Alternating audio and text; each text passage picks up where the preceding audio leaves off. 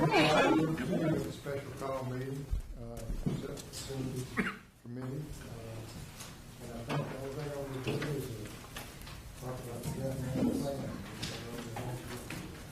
All right. Good morning. Thank you for having us. If I'm not too loud here.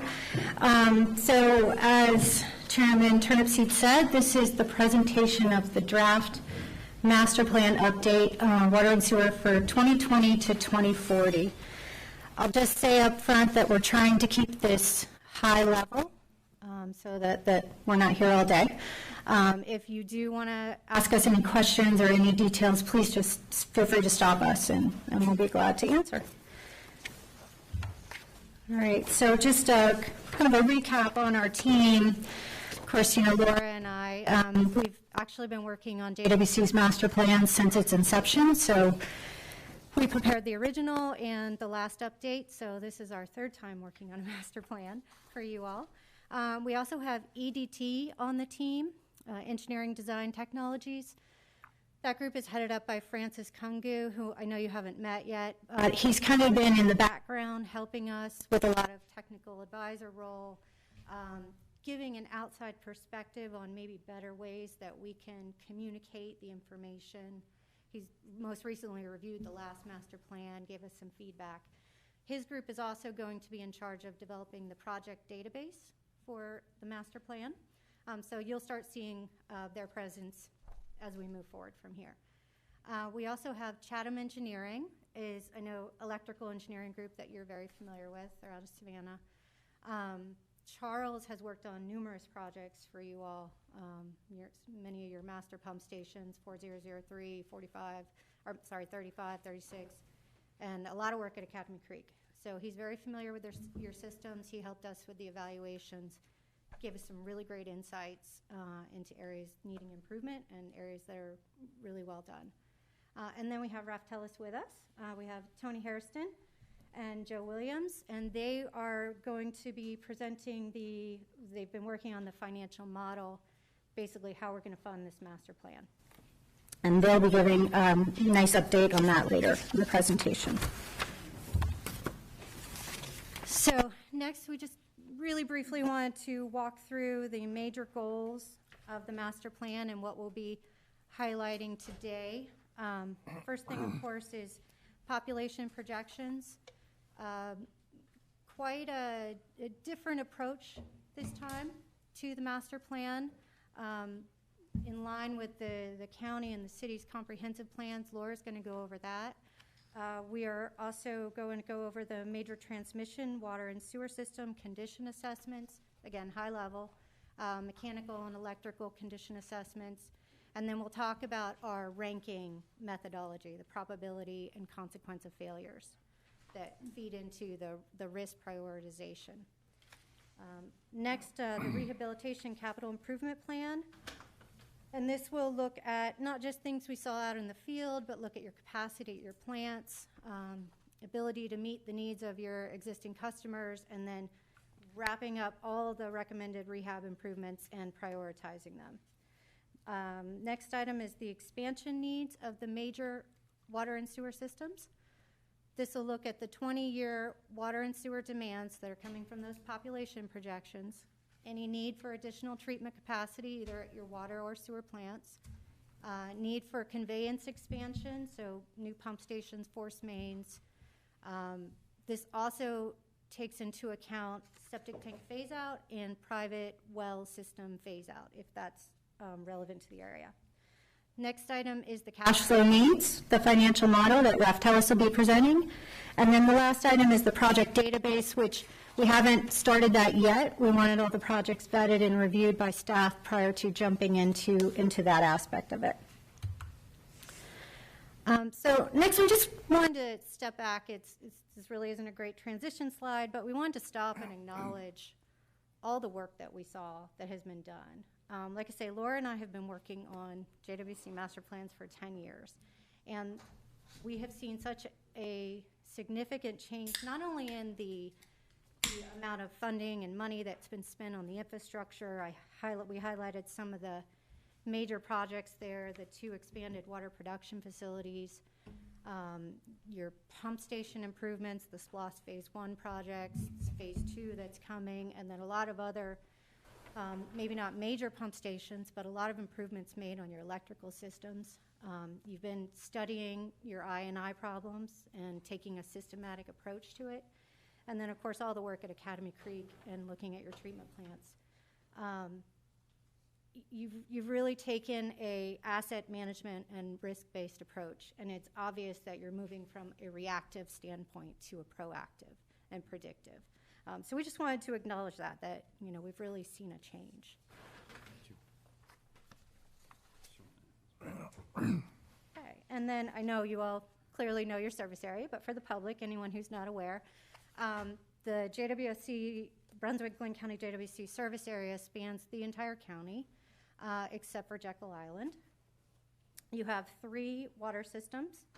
Your North Mainland City systems, which were at the last master plan, they weren't joined, so have recently been joined. So that's now 1 water system. Your St. Simons Island water system, and then the South Mainland area. You've got about 16 water plants, 10 ESTs, elevated storage tanks, and over 560 miles of water mains. For your sewer systems, again, the same 3 systems. You've got what we call the Academy Creek Water Pollution Control Plant system that serves the North Mainland and the city. The Dunbar Creek system, which serves St. Simons Island, and then the Exit 29 South Mainland system. In there, you've got close to over 160 lift stations, I believe, pump stations. About Somewhere in there. Somewhere in there. It's changing daily, I'm sure. Somewhere in there. About 150 miles of force main, about 350 miles of gravity sewer. So a very extensive system. So we just wanted to lay that out. And Laura's going to move on to our first topic. Okay. Yeah, jumping into our first goal of the master plan was we'll kind of go through a stepwise process of looking at the population projections and the flow projections and how those were developed. So the first goal was to develop the base customer population, which it really sets the foundation for the master plan. And as Angela said, we wanted these numbers to really be representative of the comprehensive plans that have been updated within this last 5-year period since our last master plan.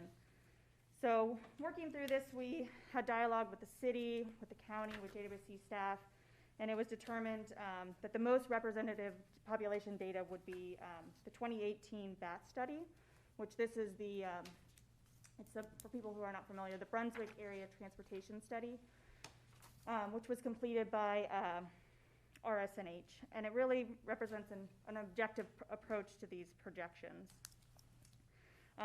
This study was really, it focused on roadway infrastructure, but it can be applied to water and sewer as well. So working through this, we received data from RSNH that it broke up the county into 388 different traffic analysis zones, and with each of these zones, there was a population and household projection for 2015 and 2045.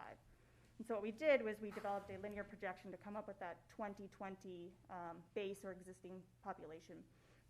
And we broke it out for each of the water and sewer systems. So it's important to note that these were population projections and not customers. So we refined the number to remove any septic users and anybody on private wells. And we used GIS data. We've got the septic layer, the county building layer, public and private water sewer layers to really help refine that number. And so looking at these numbers, the total customer population for 2020 for the water is roughly 65,000, which I think Glynn County is about 85,000, so that represents about 76% of the population. And then for the sewer, we're looking at 56,000, which is about 65% of the existing customer base. And then we also confirmed these numbers with billing data.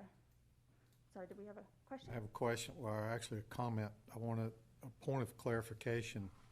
It's clear to me what you're communicating here, and I think we may need to have a definition at some point as to what a customer is. In a utility business, we think of a customer as being a meter, if you will, or an account. Here, we're really talking about customers as population or people.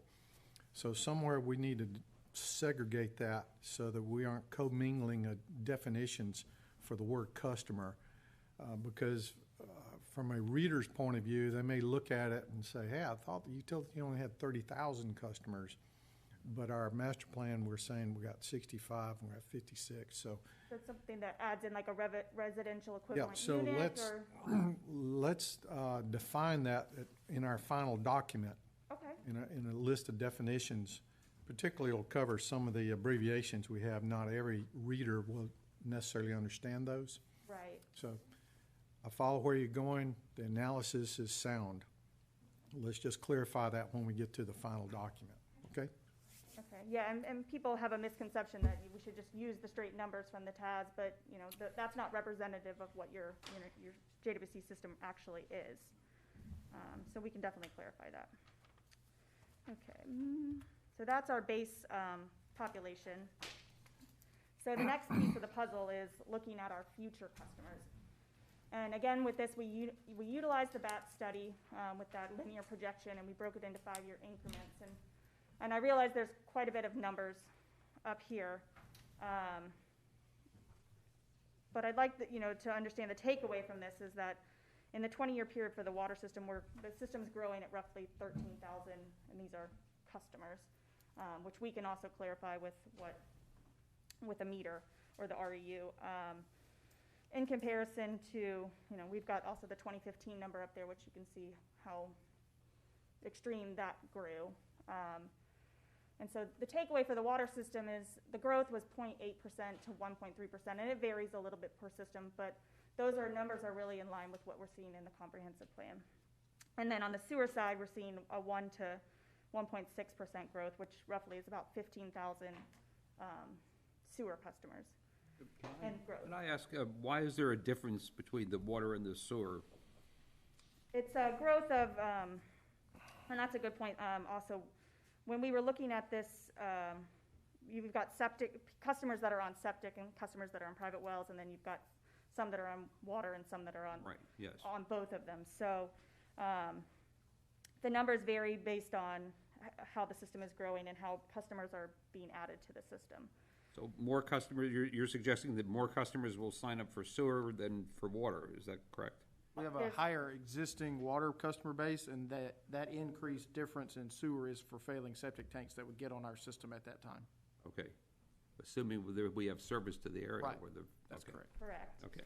And when we were working through this analysis, we had the base customer population, which removed all the septic, and then when we added in the linear projection, there was a huge jump between the 2020 and the 2025. So we discussed it, and we came up with a way to do that where we did an infill of 1% over each year for septic and private water customers, so that it would grow at a reasonable rate, and you're not having this huge jump between that 5-year period. On that chart right there, the one where it says total customers, that ought to say total population served, I think, right?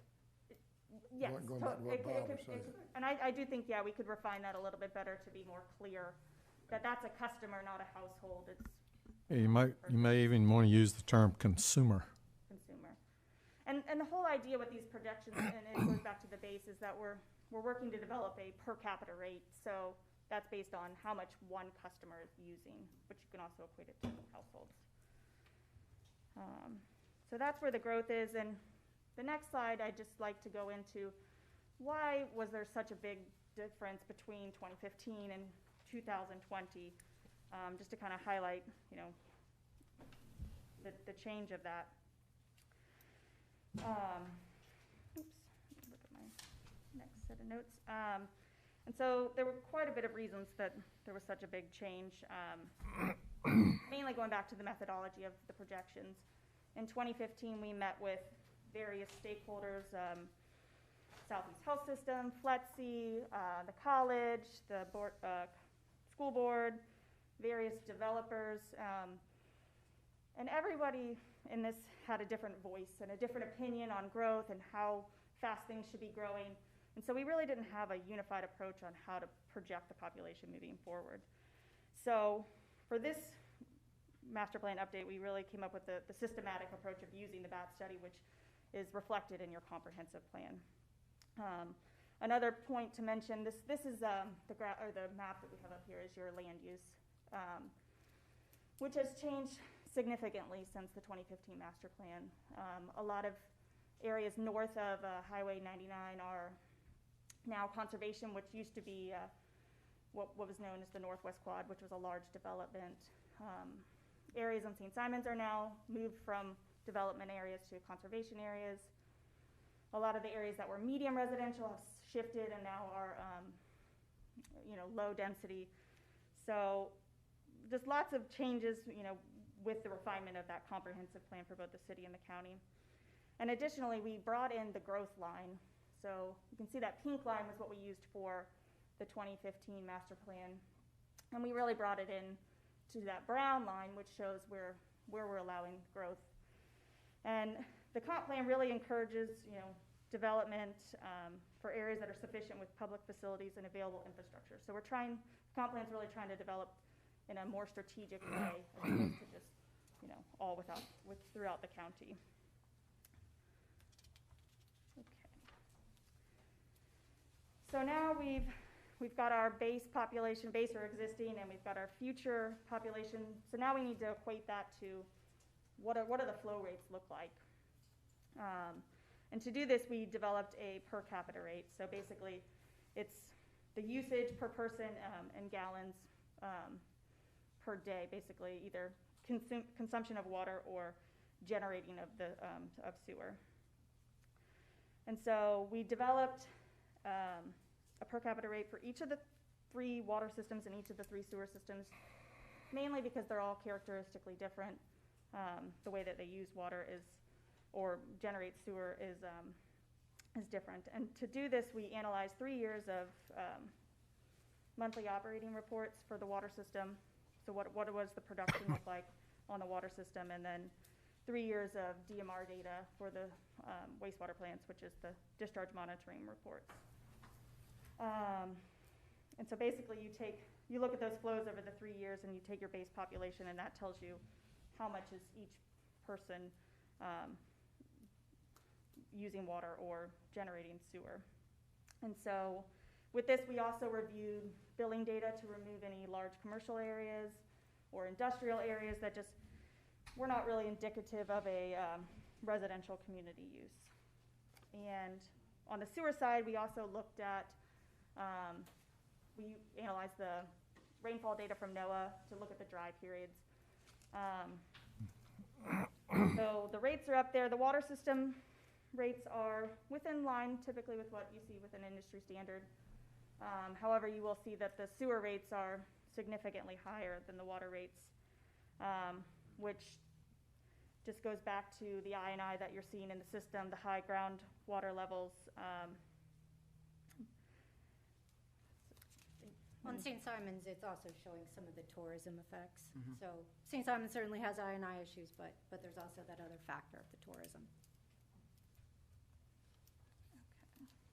So that's where the per capita rates landed for each of the systems. So we've developed the base population, the future. We've got our per capita rate, which tells us an average daily flow, what's your typical usage. But in order to meet regulatory standards, we've got to understand what our max day looks like, what our peaks look like, to help us hydraulically size out within the system. We want to size the system, think of an anomaly that every single person is flushing their toilet. We want to be able to accommodate that. So on the water system, we've got the max day factors, which were calculated by dividing the overall max day production by an annual production. And we looked at that over a 12-month period. And then for the peak factors for the water systems, these are calculated by taking the max day factor times the highest point on your diurnal curve. And you can see that they let's see, for the max day factors, they're ranging from 1.5 to 2.3, and the peak is 2.09 to 3.2, which all fall within an industry standard. And then for the sewer, we look at a peaking factor for this to hydraulically size the system. And for this, we use the Fair-Geyer equation, which is based on the 10 state standards. And this is a population-driven methodology, and you look at the population within each of the sewer basins to develop your peaking factor. And so you can see they range by each of the different basins for each of the different systems, but they're ranging anywhere from the low 3s to the mid to low 4s, which are comparable with what we're seeing at industry standards. One thing I would like to point out is, so we kept the peaking factor methodology the same. However, we changed the methodology of how we are applying the peak factor to the peak hour flow development. And for sewer. Yes, mainly for sewer. And we developed a hybrid approach of this, so where we took the sewer per capita rate on the base population, but we then used the water per capita rate for that growth portion. And the idea is here we didn't want to project I&I into your system into the future, because we know you guys are having lots of efforts to remedy the I&I issues. So just wanted, that's kind of a different methodology than the previous master plan. So our peak hourly flows are looking more in line. I think it'd be beneficial to have a footnote noting those differences, so that when the reader makes a comparison between our new plan versus the previous one, they'll recognize a difference, and why is that the case in calculation. Okay.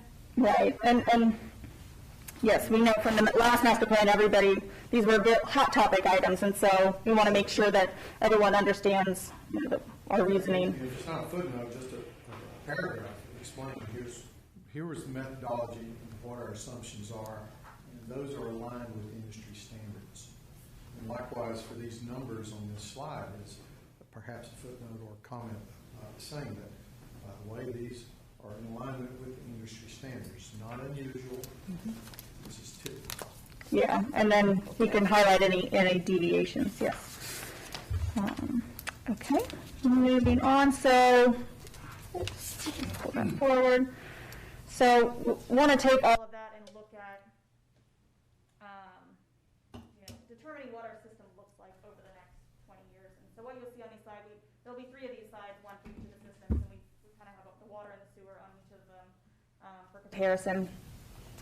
But that top line there shows what your permitted capacity is, and then the bottom line shows what the water and sewer projections look like over the next 20-year period. And I think the biggest takeaway from this slide is just for the North Mainland and city water systems, we're looking at the end of the 20-year period, we're looking at a 48% available capacity. And then for Academy Creek, we're looking at roughly 34%. So it kind of just tells us where we are with our permitted capacity and what growth looks like over the 20 years. And one thing to note on the city North Mainland system is it's a very large geographic area. A lot of your water plants are in the core, city area. So you'll see projects in the master plan that may add production, but that's because of the geography itself, not necessarily because there's not capacity. Sorry. Oh, thank you. So that's what our North Mainland city system looked like in Academy Creek. So jumping to the next slide, this is our St. Simons Island for the water system, and then Dunbar Creek for the wastewater. Again, that top line is your permit limit. The bottom is showing the growth projections over the 20-year period. Looking at this, we've got the water system, we're 52% available capacity. But you can see for the wastewater plant, we're creeping up towards that permit limit towards the end of the 20-year period. However, we know that there's lots of I&I reductions. This could, help alleviate that and bring it down. We're using a 186 per capita rate currently for the base population. So, you know, if that per capita was a little less influenced by I&I, that could bring down your. So we didn't include any expansion type project for the Dunbar Creek plant, just with that focus, like Laura said, on really handling the iron, or just finishing construction. The remote wells that some of those facilities have, the 3 wastewater plants, and then 32 of the 65 major transmission system pump stations. So we included any of the priority facilities for JWSC for the pump stations, and then based on scoring that we had seen in the past at these stations, because we visited them all at least once, sometimes twice, we tried to pick the best representations of types of stations, age of construction, and scoring so that we could extrapolate to the other 33 stations from what we went out and saw in the field and how things have changed or improved or deteriorated. So that was our methodology. Like I mentioned, we had Charles Cobb come, and he went to all the facilities with us to do the electrical evaluations, and we took care of the civil and mechanical side of the evaluations. So what we came out with in the end was a list of deficiencies from all these facilities. And we tried to focus on a near term, which was in the first 5 years, things we think need to be improved, and then a longer term between your, 5 to 20 year period. So to score these facilities, we have 2 aspects, and one is essentially the same as was done in the last master plan. We have what's called a probability of failure score, and this is a 1 to 5 score, where 1 is in excellent condition, 5 is catastrophic. This is the same methodology that we used at the last master plan. The addition, and the whole goal here is to get on an objective, kind of systematic approach to risk prioritization, where we're not focused on what area of the system it's in, it's what's most important and most critical to JWSC and to the public. So we've added this consequence of failure score, and it's also on a 1 to 5 scale, 5 being its most critical facilities, 1 important but not as critical, that it's going to affect the customers. So there's 6 categories to this consequence of failure. And JWSC has developed a matrix that you had already applied to most of your pump stations, even your force mains, your I&I work. So the only areas that didn't have it to date were the water production facilities. And then we also applied them to the wastewater plants, but not from the standpoint of all the wastewater plants are 5, which of course they are, but that component-wise within the systems, what's the most critical components in the plants. So the 6 categories in the consequence of failure score are public image, how customers are affected, how many customers are affected, health and safety, financial impact to the utility, to your revenues, what you have to pay out to fix things, your operational and resource impacts, how many staff have to deal with these facilities if they go out, or do you need to bring in outside contractors to deal with them?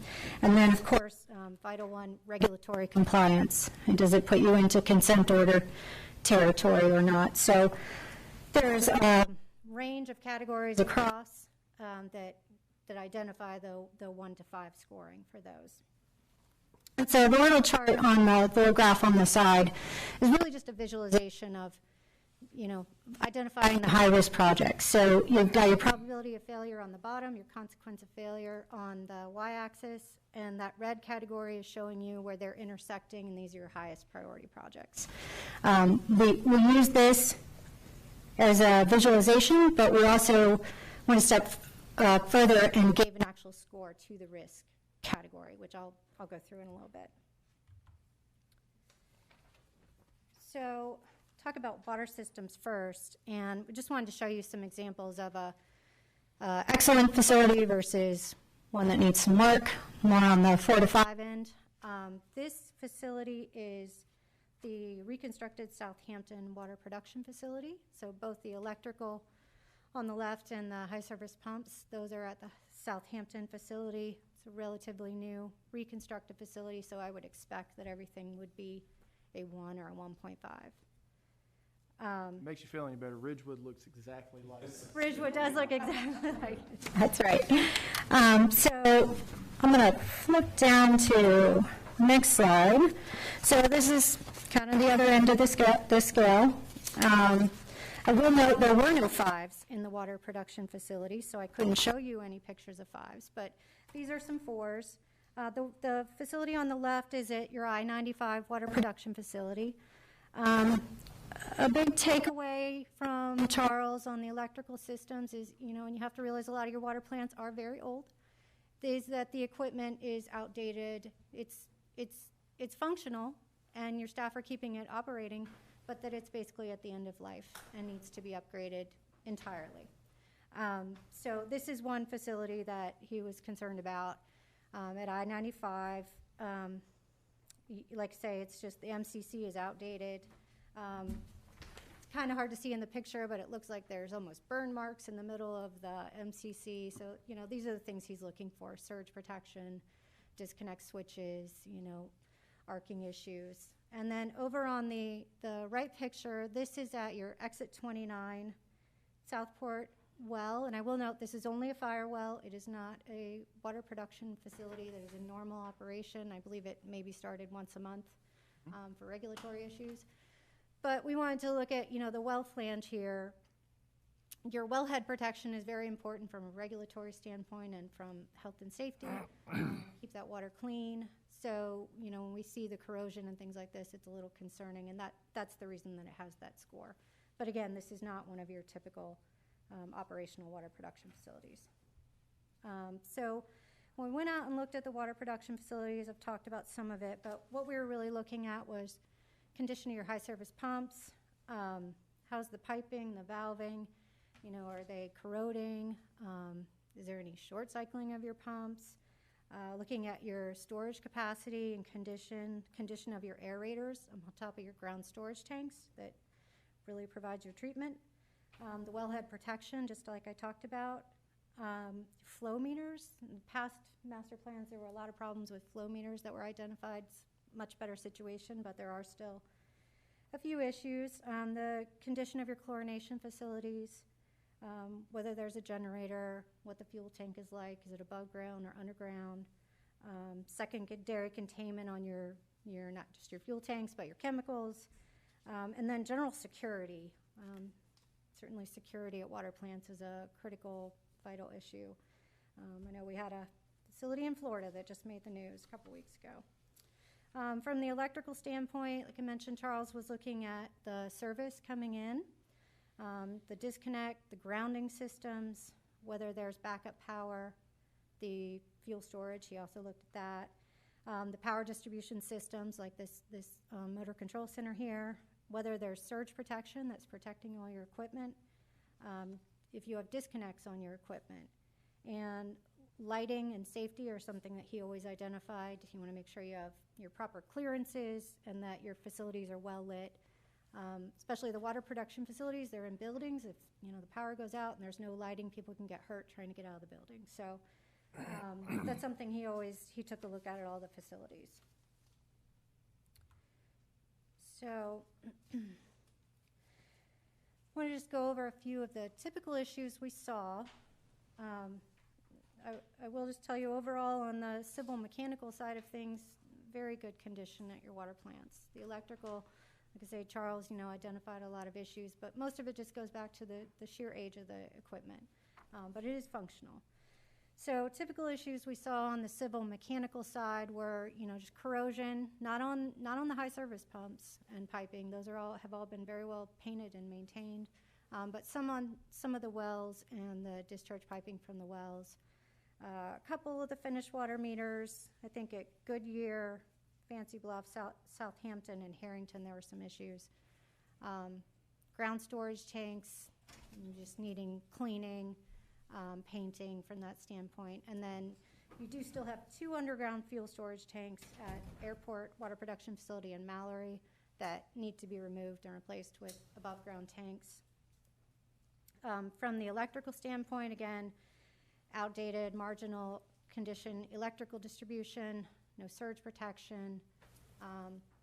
A lot of the water production facilities, Charles noted, the grounding system, just based on the age of the facilities, the grounding system is assumed to be beyond its life, and, or some cases were incorrect.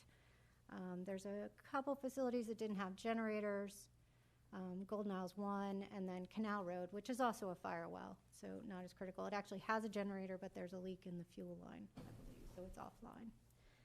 And then poor lighting, like I talked about from a safety aspect. One thing we did note was, really good preventative maintenance being done at your water plants. Your aerators are cleaned monthly. We've noticed a lot of the buildings have been painted.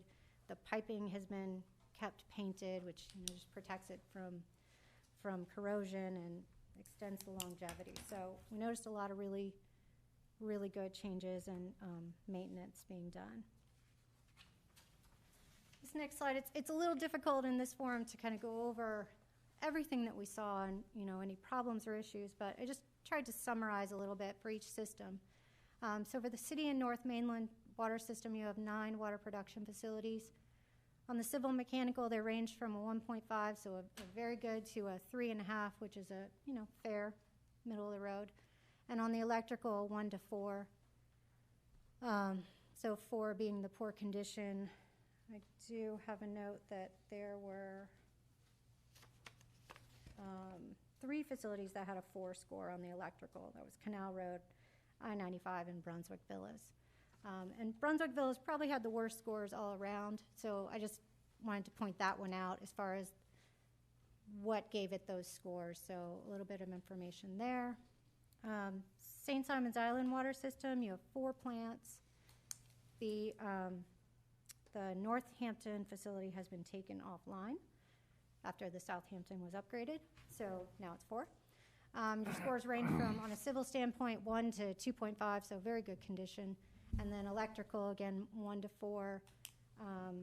On St. Simons, the electrical had just the one facility with a 4, which was Harrington. And that just goes back to old distribution equipment. There were some significant issues that he pointed out on wiring and concerns, and we've identified all those in the evaluation sheets. And then on the civil mechanical, it was a 2.5, but it was airport water production facility. It really just went to some corrosion on the piping, mainly that buried fuel tank, which needs to go. And then on the South Mainland water system, 3 facilities scored 1 to 4 on the civil mechanical and 1 to 4 on the electrical. In both cases, the 4 is on the exit 29 fire well, which again is just a fire well. It's not in normal operation.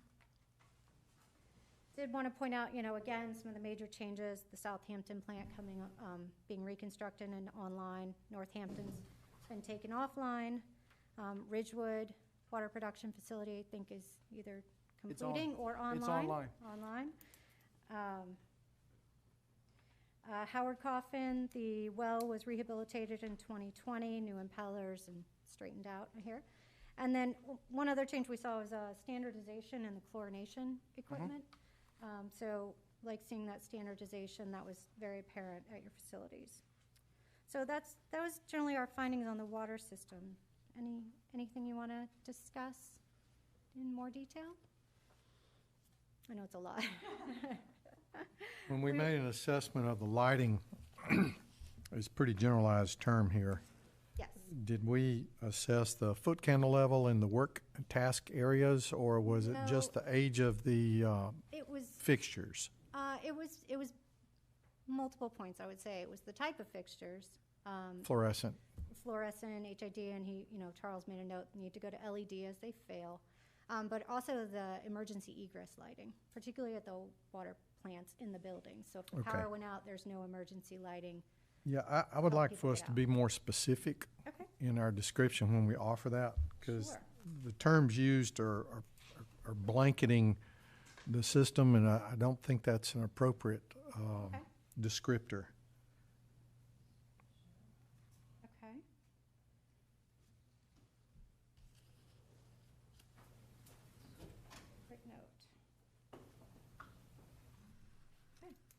Anything else on the water? Yeah, and just another one where we say the MCC is old but functional. Again, old is a very broad term. It doesn't tell me much. I mean, some folks look at me and say I'm old, if they're 20, Right. but I'm still functioning quite well. So I would say for that, you might say near end of life or, something like that. Or parts not available. Yes, and Charles, That's a very good descriptor. You can't Yes. find those parts. and he has made that identifier. Yeah, again, my focus is that the reader that comes into this is perhaps a non-technical person. Okay. Is just a leader in the community that's non-technical. And I want them to be able to understand, rather than seeing these broad brush terms that are more feeling type terms instead of technical, Okay. is that, okay, we've addressed this. It's, MCC is old. Based on its age, we can't get parts or that sort of thing, so it's subject to replacement. Very good. We'll make those updates. Okay. All right, so that is water. Moving on to the sewer, again, just to show some examples of the range of the probability of failure scores. So this picture on the left is at pump station 3129. That's in your South Mainland sewer system.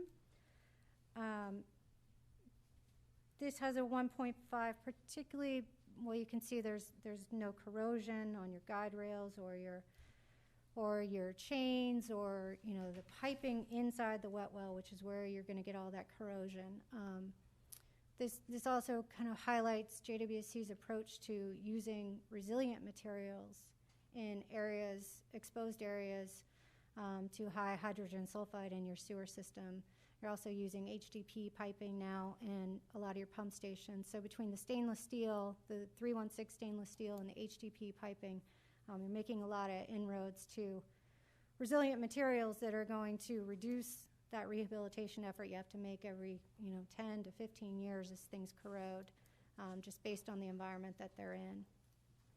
You can also see there's a yellow liner to this wet well that's protecting the concrete, again, from corrosion.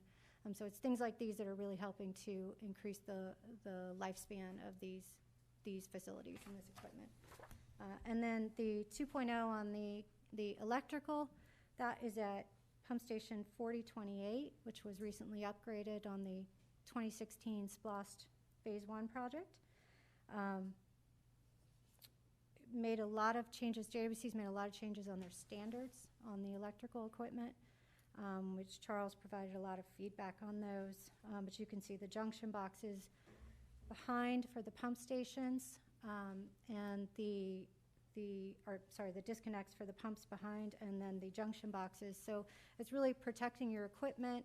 It's making it easier to remove and change things as needed. The problem, particularly with the electrical equipment, is if the gases from the wet well get into the panels, it's going to destroy them and corrode them, which I have a picture of on the next page. So this is the other end of the spectrum.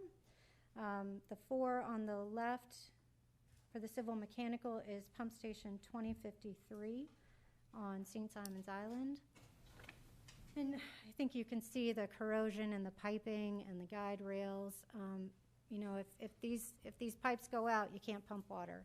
And if you don't have a bypass pump, you're going to have to rush to get things fixed, and your staff already have a lot to do. So these are the reasons that things like this got a 4. On the 5, on the catastrophic electrical, that is at pump station 2056.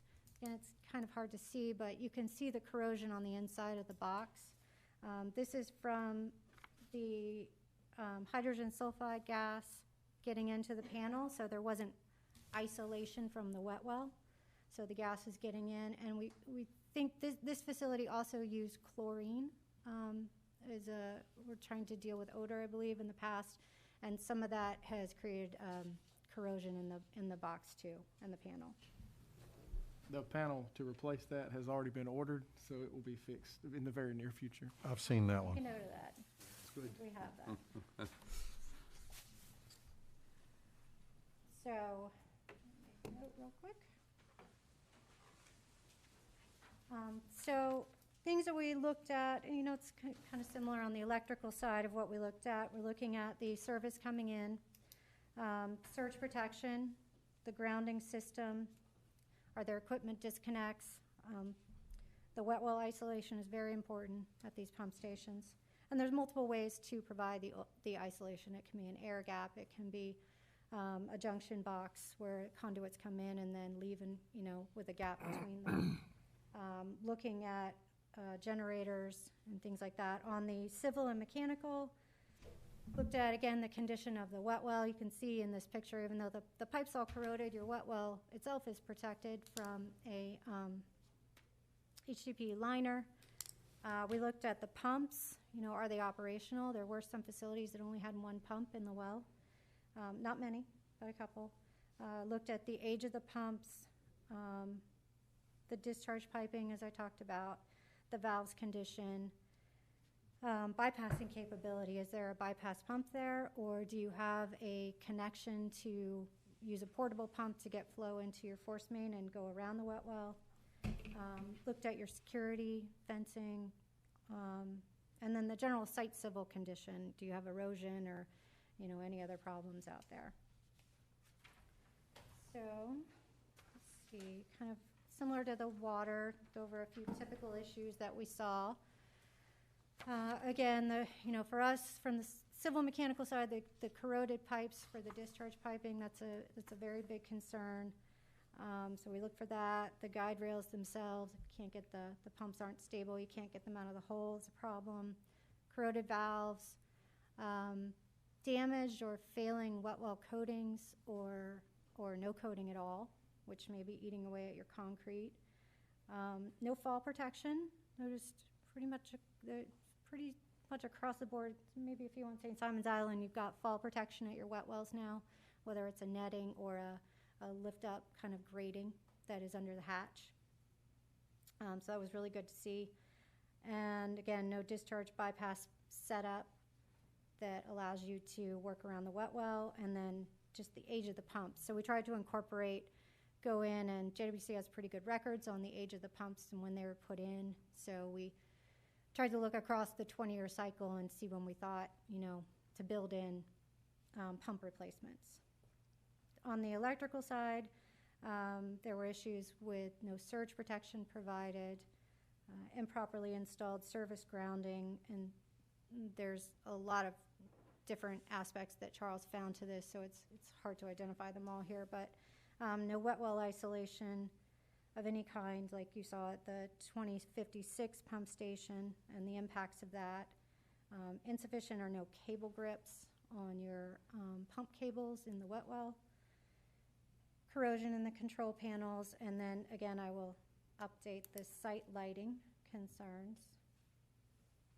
But for these it was really, you know, you're working around open areas and control panels, and if there's no kind of floodlight for the area, you know, staff may be working in the dark under emergency conditions, which can be dangerous, but I will better describe that. Okay, and then again, just wanted to add a note again to the use of resilient materials that we were seeing out in the field, especially the new works that are being done. All the piping in the well is HDPE and through the valve vault actually. So that's a great change. And then the electrical standards that JWSC has developed. Charles has a few recommendations, but those will be identified clearly. And so the systems, the pump stations, again, there's too many to really go through, so I wanted to give you the general scores for the facilities. So Academy Creek, 22 pump stations in the major transmission system. The scores for civil range from 1.5 to 4, and for electrical 2 to 4. I will note on the electrical, there were 8 that were in the 4 category, and 6 in the 2. So it's pretty spread out. Wanted to highlight changes that we saw. There were major upgrades since 2015, and like multiple stations, not just under the SPLOST Phase 1, which included 6 pump stations, but also a lot that are underway, maybe haven't started yet, 4003, 4035, 4036, 4021. And then as we were going through the facilities, we were being told by staff, which facilities are planned for major upgrades. And just as Andrew even noted, panels have been ordered. We saw a lot of panels and equipment at one of the Golden Isles facilities. So a lot of work is being done right now. So a lot of changes have happened. For Dunbar Creek on St. Simons Island, there are 37 pump stations. Scores range from 1.5 to 4 on the civil side and 2 to 5 on the electrical. There are 5 facilities that got a 4 score on the civil and 2 that got a 5 on the electrical. And on the electrical, it was pump stations 2001 and pump station 2056 with the corroded panel. Let's see, and then another thing we saw out in the Dunbar Creek system was the odor control trials that were going on at 2003, which is right buffered up next to some houses, so I think that's making a big difference. And then also at pump station 2002. Odor had been a big issue at 2003. Again, just listed some of the major upgrades there that we've seen. And then for exit 29, there's 6 pump stations in the major transmission system. Scores range from 1.5 to 3 on the civil mechanical and a 3 to 4 on the electrical. So some issues out there on the electrical side. Charles had 4 of them in the category 4 score. 3101, 3121, 3123, and 3129.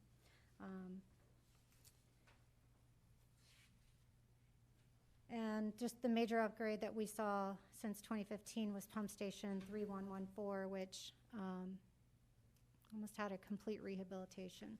New pumps, valves, freestanding control panel, electrical improvements with the junction box and disconnects, and a new service. So big changes there. So that's the pump stations. Are there any questions? Anything you want to discuss more? Okay. Moving on to the treatment plants. So we did all these site visits in August, everything, the water, pump stations, and the treatment plants. For the treatment plants, we sat down and talked with Mark Riles and Alvin Lang, and then went to each of the facilities. Charles Cobb was with us. It was a very high-level inspection and evaluation, so we took, the things that we saw and then the feedback from staff and concerns and worked those into the deficiencies in the rehabilitation plan. Academy Creek, at this point, I think bids were about to come in on the project, so it wasn't under construction yet, but we knew there was a major rehabilitation about to come. So that, and of course we know it's underway now, so that affected the list of, recommendations. Included the first one, the converting the DAF building to the new control center. I know that was a deferred item from the current project. It was also identified concern about the mixers on Basin 3 and those needing to be replaced. Flooding mitigation and resiliency, I know this is a very broad category. This facility is right on the marsh, right on the water. A lot of the electrical equipment is in the bottom of buildings and cabinets that are very prone to flooding, and there have already been issues with it. It was an important point that Charles made. So put that as kind of a broad category for the facility moving forward. And then Have we had a flood at this facility since its commissioning? We had some flood waters that got in to some of the RAS pumping facilities during the storm, during Irma. During Irma. And since we're doing a rehab project out there now, are those areas targeted within scope? Not right now, but we can discuss that. Okay, thank you. Charles had, of course, a lot of information on the electrical system and service here, and there are actually 3 electrical services. He did a really good write-up that'll go into the master plan about the assessment and condition of those and how critical they are to the facility. He did recommend a complete capital replacement of the electrical system in the 5 to 10 year window. So all these projects listed are recommended in the 5 to 10 year window. And then there's some general concern, I think, from the operators about the new permit limits and the ammonia, thinking that maybe the filters might help a little bit was what we heard out there, but nothing really identified. I think it's a kind of wait and see how it goes. This permit came out in July last year, so new permit and permit change. So that was Academy Creek.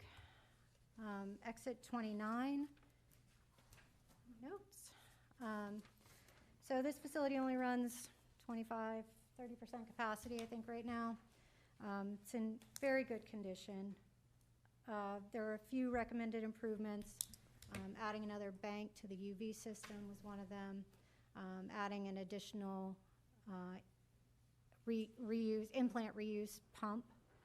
They have a system, so it's adding another pump to it. That's actually the picture of the reuse pump. So there's only one pump, and they were having a problem when we happened to be there. So that was identified as an additional need. And then the aerobic digester rehabilitation. So the aerobic digester is an old package plant. So it needs some rehabilitation work on the tank itself. And then I think the diffuser system within it, getting it cleaned out. Recommended improvements for the 5 to 10 year were, that actually I think should say UV disinfection cover, not UV disinfection, because you have UV disinfection. And the effluent pumps cover, that's from a lightning standpoint, was a recommendation, not only at exit 29, but also at Dunbar Creek. They've expressed some concern and issues with lightning, and these pumps are all out in the open, and the panels and everything. So that was a recommendation from that standpoint. Those are the primary on exit 29, again, in very good condition. And then Dunbar Creek. So this had a fair scoring, civil and mechanical and electrical, both sides. There's a long list of recommended projects here. I just listed some of the highlights. Many of these projects have been on the list since the last master plan. There were more added. The first one is the aeration basins, rehabilitation and optimization of the oxygen system, the dissolved oxygen optimization.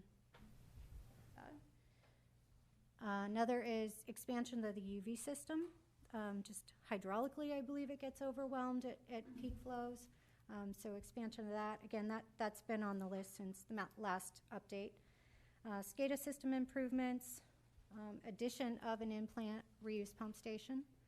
That'll help with the belt filter press. The aerobic digester is kind of similar to the other at exit 29. They just need to be taken offline, cleaned out, rehab on the tanks, improving the diffusers.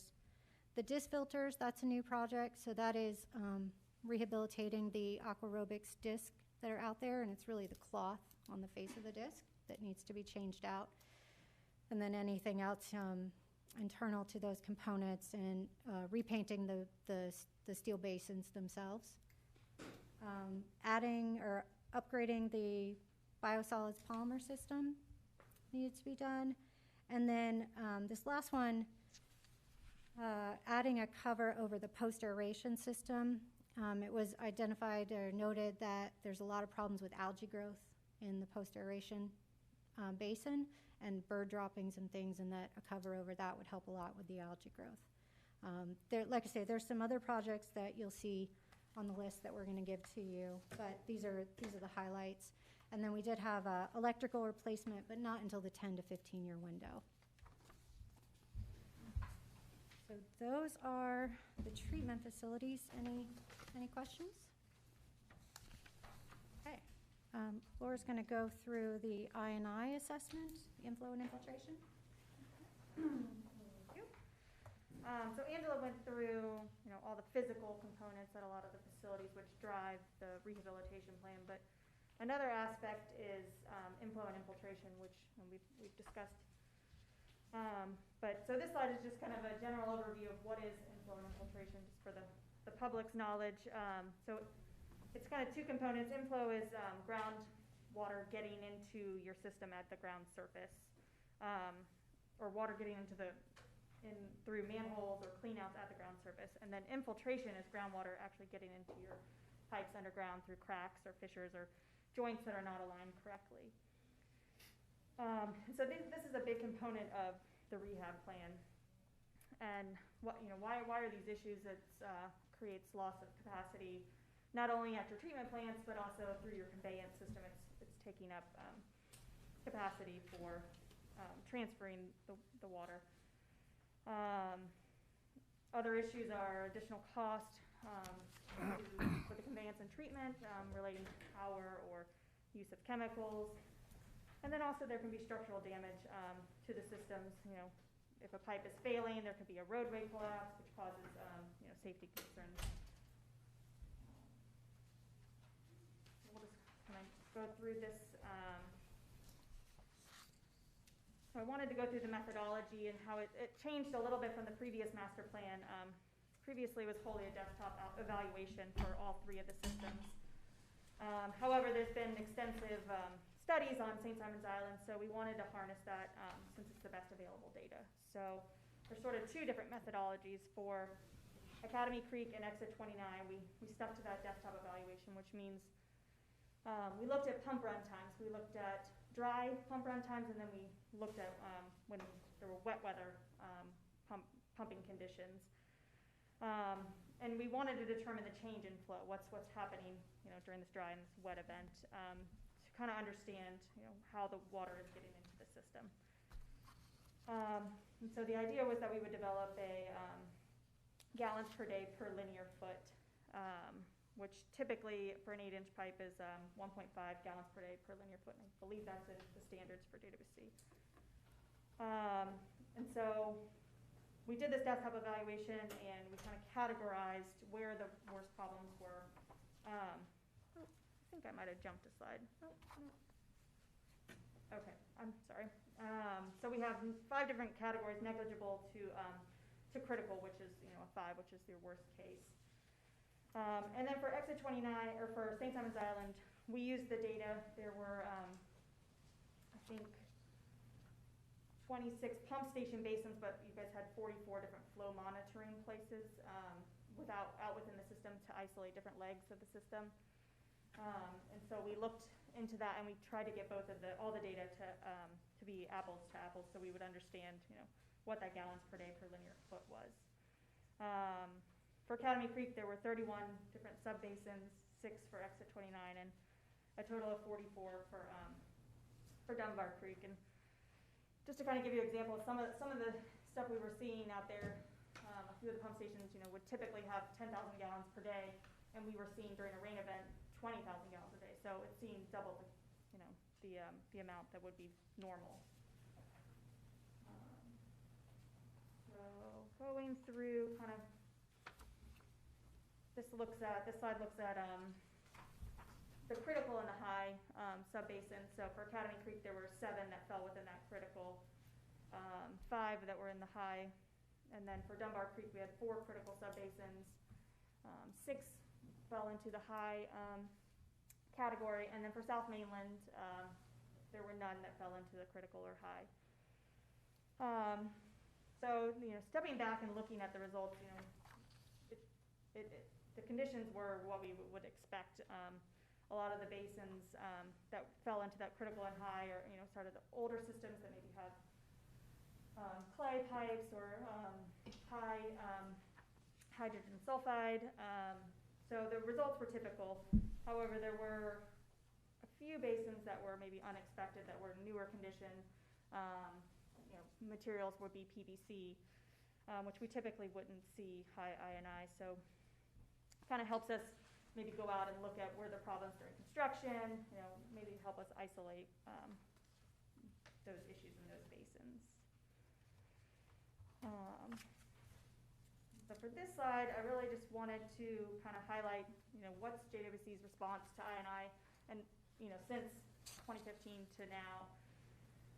Because evidently, JWC is very aware of the I&I issues, so you're working to establish an I&I reduction plan. We've got the 2016 North Mainland CIP project, the 2018 St. Simon's Island abatement program, which was the flow monitoring. There was also additional smoke testing that was occurred on St. Simon's Island as well as Academy Creek. And then one of the more recent projects is a manhole rehabilitation project. I think it's about a little more than 70 manholes on the North Mainland and city system, or on the Academy Creek system. And so other items that are happening, CCTV is becoming a regular thing with inspections and line cleaning. There's, I think, multiple crews that are dedicated to CCTV inspection, and when that data comes in, the pipelines are being reviewed and assessed for different PACP scoring, which is a NASCO, so we can really identify where our problems are occurring. And so that wraps up our I&I look, and we'll jump into the recap plan. Before we get started on that, well, from your assessments, how would you say our system compares to other systems you've worked with in general? I mean, obviously, there's going to be high points and low points, but in general. I think you're absolutely on the right track. Like I say, we've seen so much change in the last 5 years.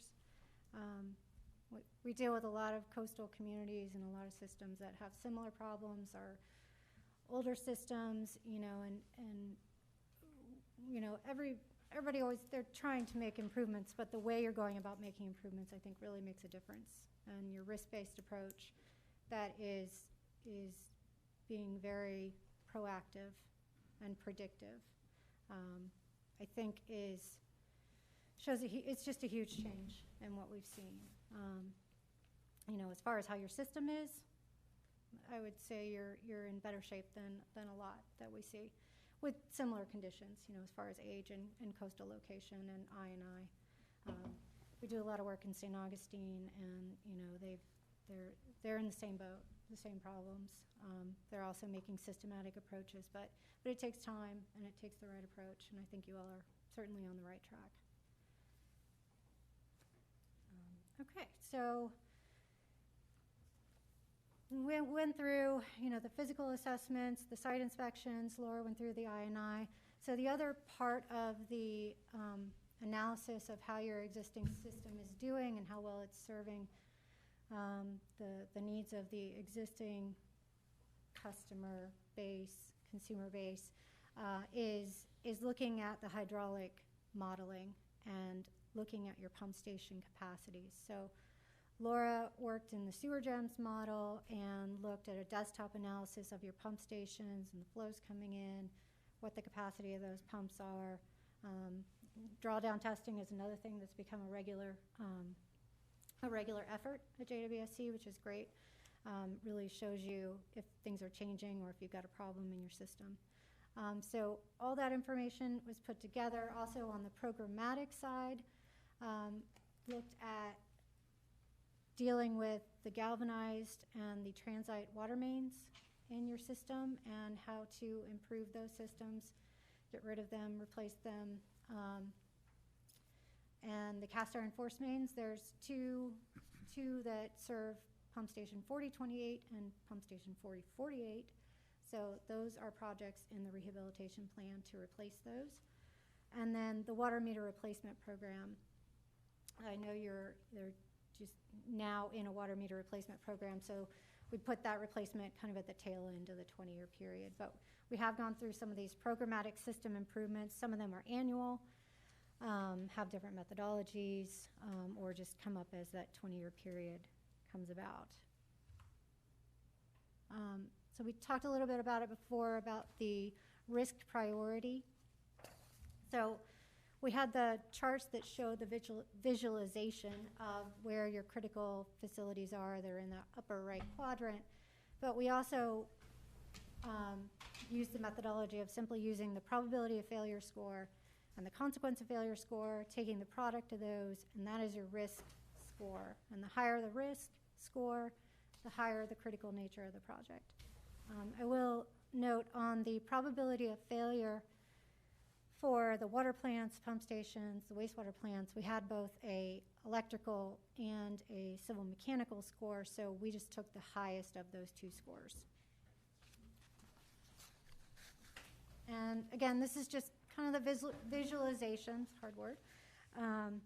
These are for your water plants, so I think the ones in the upper quadrant are the Fletsy remote well, the airport, Howard Coffin, and Harrington, and I-95. So those are what we've identified as the critical facilities that have projects that need to be completed.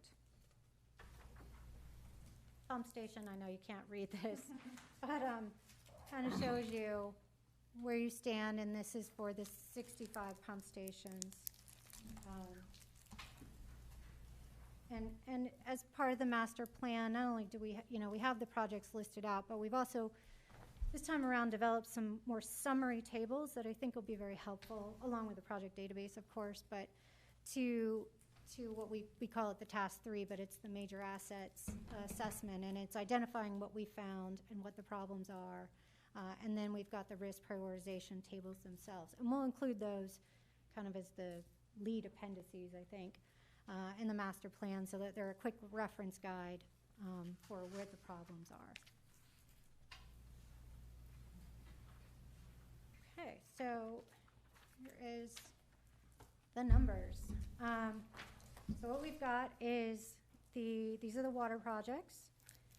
And we've tried to, just to be a little more informative, break them down by category. So whether it's your water production facilities on the top line, transmission conveyance is really maybe undersized water mains, developing zones in, I think, St. Simons Island and between the city and North Mainland by putting in pressure reducing valves. The programmatic is, as we talked about, the water meters, the galvanized water mains, the transite water mains, dealing with problems with those. So over the 20-year period for the water rehabilitation, we're looking at about $39 million. And just as comparison, we wanted to show you what the 2015 numbers were. So slightly less, a little bit less than they were 2015, which is about $41.5 million. For the water treatment plant projects, a lot of those are the electrical improvements that we talked about. The transmission and conveyance, like I mentioned, is undersigned water mains and PRVs, and then the programmatic. There's a big push in the 5-year under programmatic, and this is particularly focused on the transite water main projects, College Park, Fairway Oaks. Get the other one. Waverly Pines. So that is the water rehabilitation project recommendations for the 20-year period. And so we can flip over to the sewer, and kind of a similar approach. We broke it down by type. So the first is your treatment plants. Next, collection transmission. You'll see there's not very much in there. This is the cast iron force main projects for 4028 and 4048 in the mainland. The pump stations are, across the board improvements. Again, a lot of electrical. And then the inflow and infiltration projects that you can see that big push in the 5-year window. That's in Academy Creek and St. Simons Island, of course. As a whole, for the 20-year period is about $76.5 million.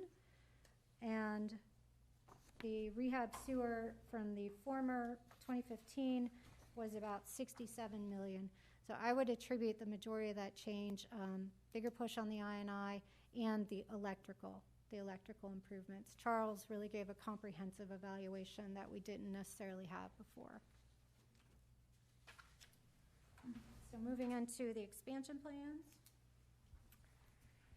Okay, the methodology was pretty typical for what we had done previously. However, our projections were significantly different in how we developed those,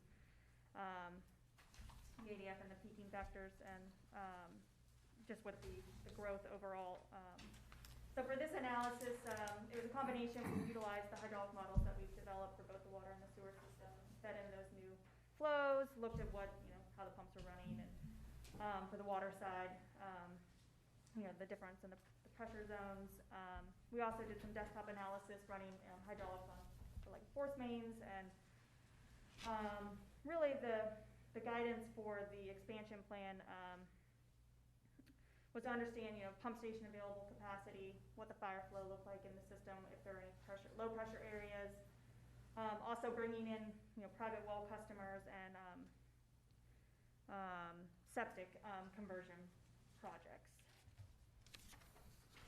So the next slide is kind of the roll-up, very similar to how we laid out the water system. We've got the water treatment plants, the transmission conveyance, and then the private wells to water customers for the water expansion CIPs. The treatment plants also incorporates storage within that, so you'll see that 3.5 is looking at doing a new elevated tank up on Highway 99. The transmission and conveyance, looking at different water looping projects to assist with fire flow, and then the third line there with the private wells, and they're all broken up by your 5-year period. And so the bottom line there is that you can see the 2015 number was roughly 38 million, and now we're looking at right around 34 million for the expansion projects for the water. And I think the biggest change comes to our sewer system. Again, we broke it down, the water pollution control plans, we do not have any expansion projects in there. I believe in the last master plan, we had a new plant in the northwest quad area, so you'll see in that 10-year period that almost 60 million from 2015. So that's a big difference there. And you had a exit 29 expansion in the last plan. Yes, we did.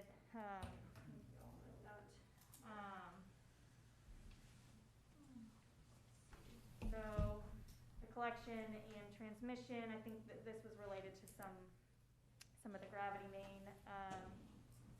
And then the pump stations, you've done considerable amount of work in the last 5 years. So with the work that's been done, and then the new projection growth based on the comprehensive plan and the TAS, the pump stations were in pretty good shape. And then that last line there is the septic to sewer conversion. So we identified several likely areas that customers would be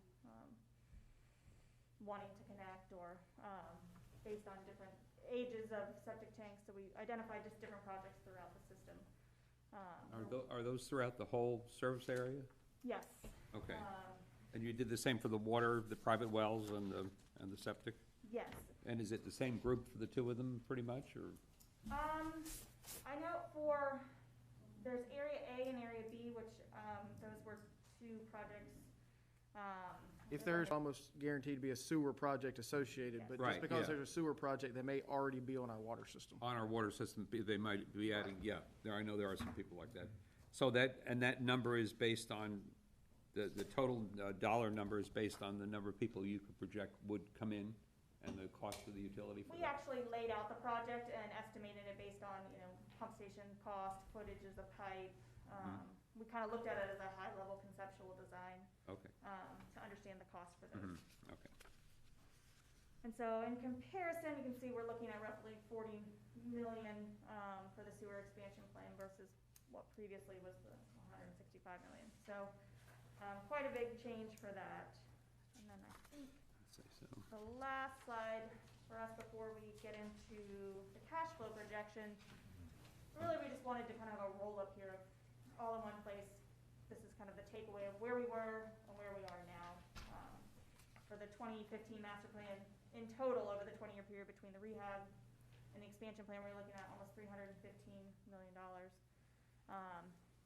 And now we're down to right around 190 million. So with that, we will let Tony, talk about how you're going to fund that. There we go. The money man's here. Good morning, Commissioners. Tony Harrison with Raftalis. And yeah, even 189 million is a lot of money, but the purpose of the financial element is to put that in context of you have ratepayers and you have an R&R fund, and so how does all that working together? And so the financial element includes an interactive financial model that calculates the expense projections by budget line item, capital improvement funding analysis, debt service coverage projections, and cash reserves. It's not a rate study. We're not projecting, how minimum charges are going to be, or usage charges, or tiered rates, or any of that. It's already established, but it's just taking your customer base, what the bills are and the rates are currently, and projecting those into the future, how you're going to fund operations and fund the capital program as presented as well. Joe Williams is with me this morning. Joe has led this effort and worked with us in the past, helping Joint Water and Sewer Commission on this. And so if there's any detailed questions that come out of this, we may invite Joe up to answer some of that. The financial analysis has a lot of components to it, which are summarized in this dashboard. I'm just going to walk you through some assumptions and results. You do have this model available, and the model is very useful in that this is where it is at a point in time. We'll publish it with the master plan, but it shows how the master plan projects can be funded. Now, a year from now, 6 months from now, 2 years from now, everything's going to change. But the model can easily be adapted. And even as 5-year capital programs are developed and prioritized, it's a 20-year model, but you can fine-tune those 5 years and look how that's funded and update the other 15 years as well. So it's a tool available to use, to be updated, or even to do ad hoc analysis from there. Okay, question, please. In regards to capital funding, for example, we got, in the 20 years, we got $50 million in there to expand water and sewer service into the private systems or replacements. And if we receive funding other than through the rates, for example, through SPLOST, or another vehicle not yet approved by the legislature, but if we do that, then we can plug those dollars in, and that should be reflected out as to what our annual revenue should be from the ratepayers, and that's a question. Yeah, in actuality, those expansion projects are we reflect funded from SPLOST and not from the R&R funds. Okay, so you've already taken that consideration in? Yes. Okay, thank you. So a few assumptions, as I mentioned, there's a lot of components to this. We did take the capital costs and apply an escalation factor based on the engineering use record. Historically, over the last 5 years, we looked over 5 and 10 years, it's been about 2.75% a year. We applied that in the model as well as other operating inflationary increases. So when we look into the future and we look at what rate levels need to be, of course, they need to keep pace with inflation. So we looked at how all those interact together. Your debt is fixed right now, and there are no new loans projected in here at this time. As I'll mention in the next slide, there is debt capacity. There's the ability to look at debt in here, and there may be reasons to do that. At this point, we do not have any additional debt to fund the capital the way it's laid out right now over the 20-year period. Okay, so we have the debt for Academy Creek and the meter project baked in. Yes. Okay. Yep, you have your existing debt in there. The second item here, I mentioned the SPLOST funding used for neighborhood expansion projects, okay? No new loans. Currently, your budget has $6.8 million that you collect from rates, from your ratepayers, that goes into a dedicated renewal and replacement fund that's there to do those rehab projects for the future. And that you know, your fund balance will build up, go down, build up, go down, because the projects are different each year. That is the key to sustainability for your infrastructure. So we have that continuing through the forecast. Because there's more dollar projects in the first part of the 20 years than the second, we're actually able to keep that renewal and replacement funding at $6.8 million a year, even with the inflation as it's laid out right now. Again, because the capital is a little bit front-end loaded, so it's adequate looking out to the 20-year period. So that's what's in the model right now. I mentioned the inflation increases to the operating budget, and the rates adjust annually to match inflation. In fact, there's annual 2.5% after this year for the first 10 years of the forecast. And then because the projects are front-loaded, we actually show that index being a little bit less to rates in the last 10 years. But again, that's something you'll review each year as you move forward. So I would call it a very steady state, programmatic, avoiding a crisis as far as rates and affordability goes. Results are, currently and into the future, you have adequate debt service coverage. We have an internal target of a 1.7 minimum debt service coverage, which is an annual cash flow. It is required for your debt. We exceed that every year. You're well above that, and you have existing debt that matures in the year 2035. And so your actual debt service comes down after that year, and your debt service coverage really goes up after that. You have adequate reserves. This is cash balances. We measure it at the end of each fiscal year. You have an internal long-term target of 270 days of operating expenses. We exceed that. It gets close some years to that, and then towards the end of the forecast, it exceeds it. And that's just, again, that provides you flexibility on how you're going to finance when you do projects and so forth, and it helps you overcome any events that might happen, such as you talked about, I think Hurricane Irma earlier, or any other disruptions in service. Your debt capacity is strong. As I mentioned before, you're able to, there may be, as time goes by the next several years, there may be a reason to put projects together and to do some debt funding. It may be beneficial. Right now it doesn't look that way, but your debt capacity is strong. So right now we're not seeing the need to use that, but it is, like anything else, it's good to have cash and debt capacity. It puts the utility on the best foot forward to make optimal decisions. And then finally, your rates to your customers are comparable to other systems. And I'll talk about that on the next slide. And we have here, these are utilities we've done comparisons for you before and compared against. And they vary in their location to the north and to the south. Some are coastal, some are inland, some are more mature, some are growing. And you'll see your fifth from the bottom of this list. There's some that are lower for a variety of reasons, whether they're subsidized. And again, we can really peer into these and spend a lot of time, but some, for example, in Hilton Head, I know I was there a couple weeks ago, their rates are going up for sure. As I said, others are either subsidized or JEA has a huge electric system. You're very comparable to others. Certainly, some of these we show inside versus outside rates where they differ.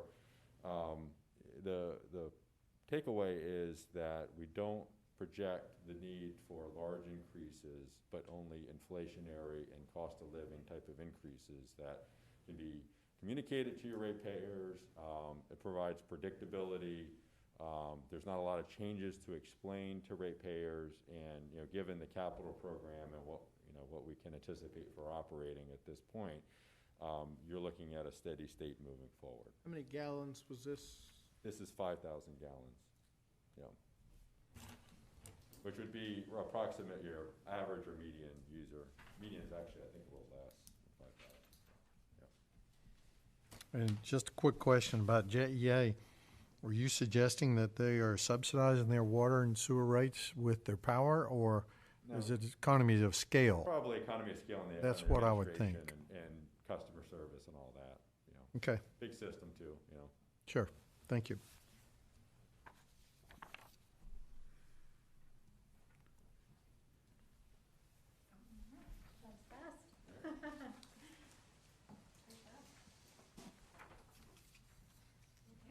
And Yeah, Andrew, what we probably should do, separate from this, is do some scenarios. If we push the bubble out, what does that cause? I know the end results, but just how big do we want the bubble to be when it bursts? Right.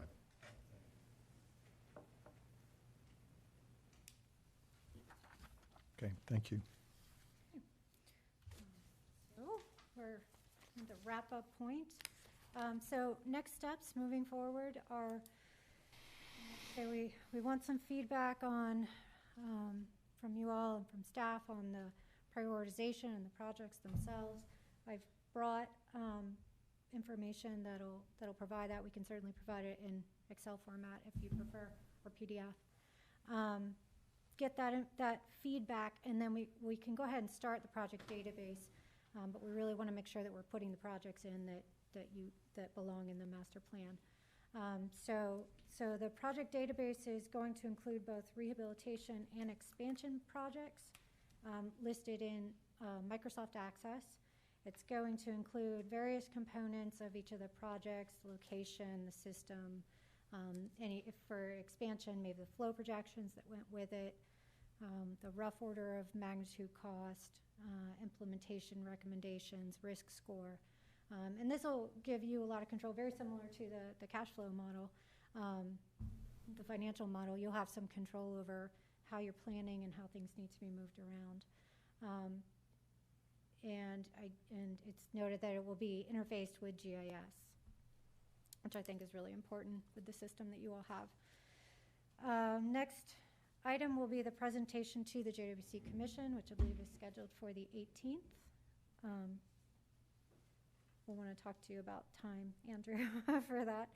And then, of course, the last is finalization and delivery of the master plan itself, which we'll plan to bring the draft copy of the master plan to the full commission presentation. We'll bring hard copies and PDFs with us.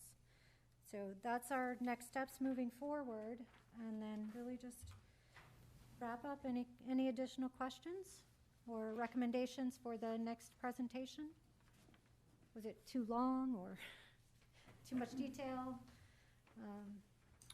I'm okay with what you've presented. Okay. For me, I'm ready to look at the 95% submittal. Yes, sir. Good presentation, thank you. Thank you, sir. Yeah. Thank you. Thank you all for your feedback. We appreciate it. And, Yeah.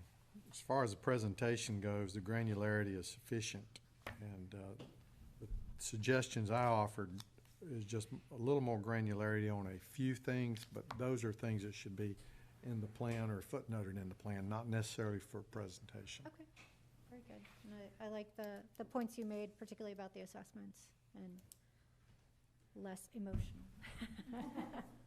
All right. Thank you all. Did you say you had copies of something so far I as do. the order of the stuff that we're gonna? Yes, I don't know the best way to get that, but just I'll take to care of it. Andrew and let him get them to all of you. And we brought other copies of the presentation for the rest of the commissioners. Okay. Okay.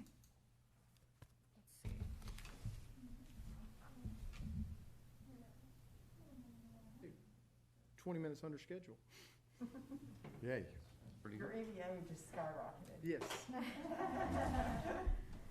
get an extra sticker. All right.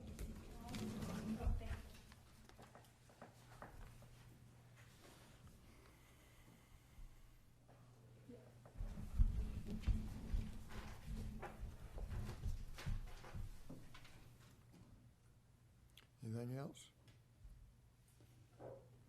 Adjourned.